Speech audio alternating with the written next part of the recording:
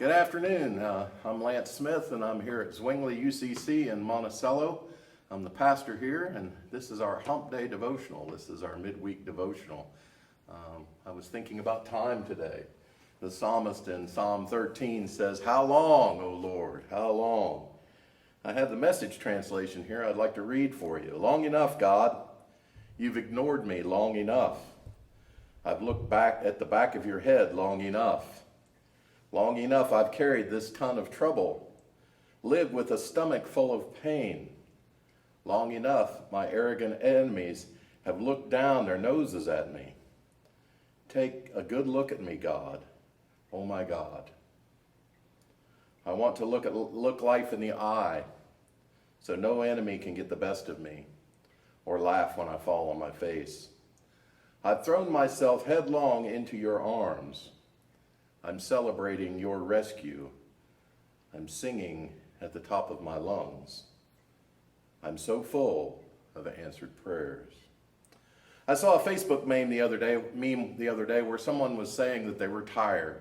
They were tired of hearing about COVID virus and safe at home initiative and mask and unmask.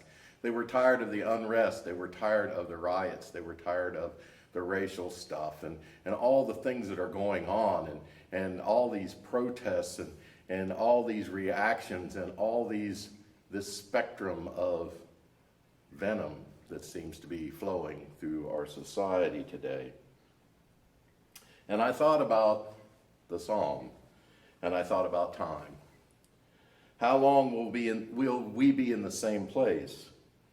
Each day we seem to drift in our little raft just a little further from the shore, from what we know, deeper into a sea, further into the land of it will never be the same.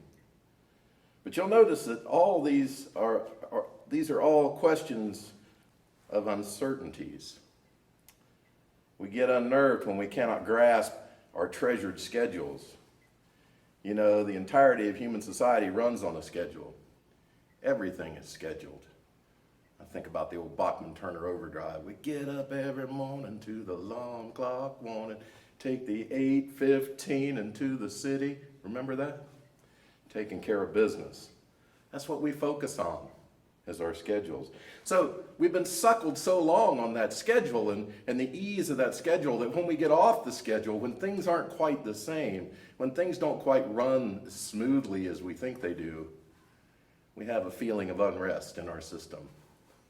Sometimes it's very apparent. Sometimes we see it, but most of the time it's deep within us, and we just feel kind of unnerved. We feel edgy. We feel like something's not quite right.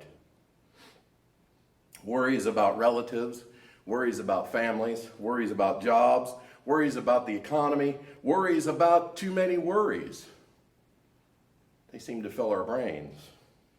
Frustration and anger. Someone needs to do something, and they need to do it quick.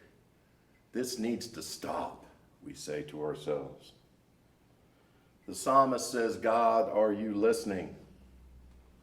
Can you hear me now?" as the Verizon TV or commercial used to say.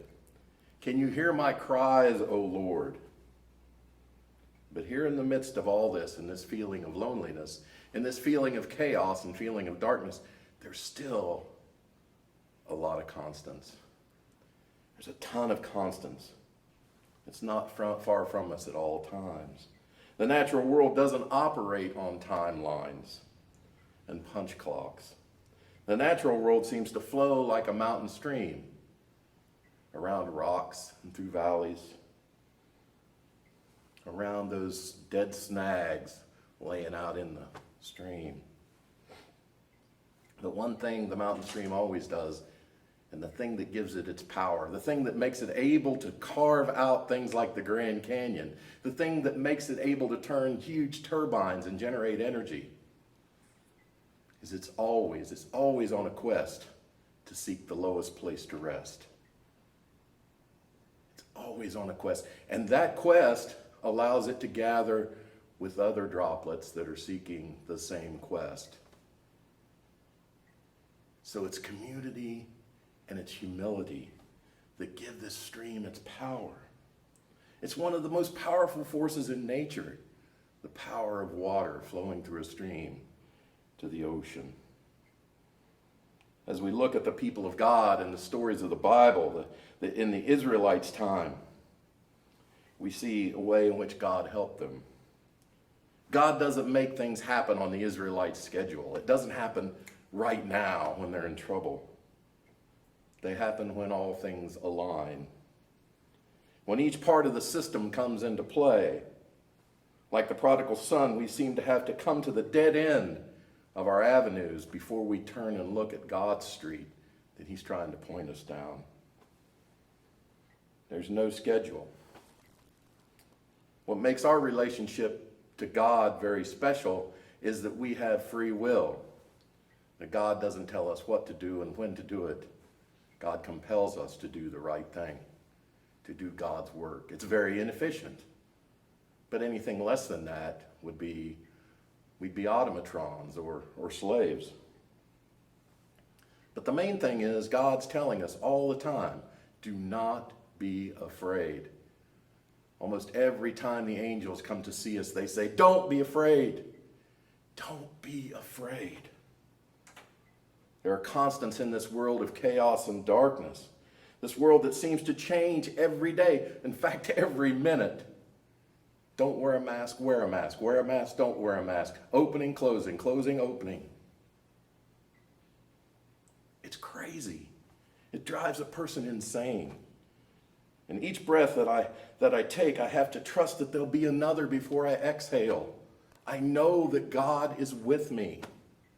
I know that there's something out there that's governing all of this. The dawn comes up every morning and the sun sets every evening. It has for 60 plus years of my life. And I find comfort in that. And the comfort in that the rain falls on all of us, the just and the wicked. And even though we're not promised that everything will be well all the time, God doesn't promise that you're going to live in a fairy tale wonderland of happily ever after. The thing that God promised through Jesus Christ is that he would be with us always. He would be with us till the end of an age. And our psalmist in his last lines declares it as well. There are some things that can never be taken from us. Take a good look at me, God, my God. I want to look life in the eye, so no enemy can get the best of me or laugh when I fall on my face. I've thrown myself headlong into your arms. I'm celebrating your rescue. I'm singing at the top of my lungs. I'm so full of answered prayer. I guess when my countenance is a bit dark, when I feel we're near the end, when I lament at all that we have lost in these days of isolation, years of division, the results of our trying so hard to make a binary system from one that's a diverse spectrum of life. You know, the perspective we've created. You know, the white and the color, the good, the bad, the liberal, the conservative, the blame cycle.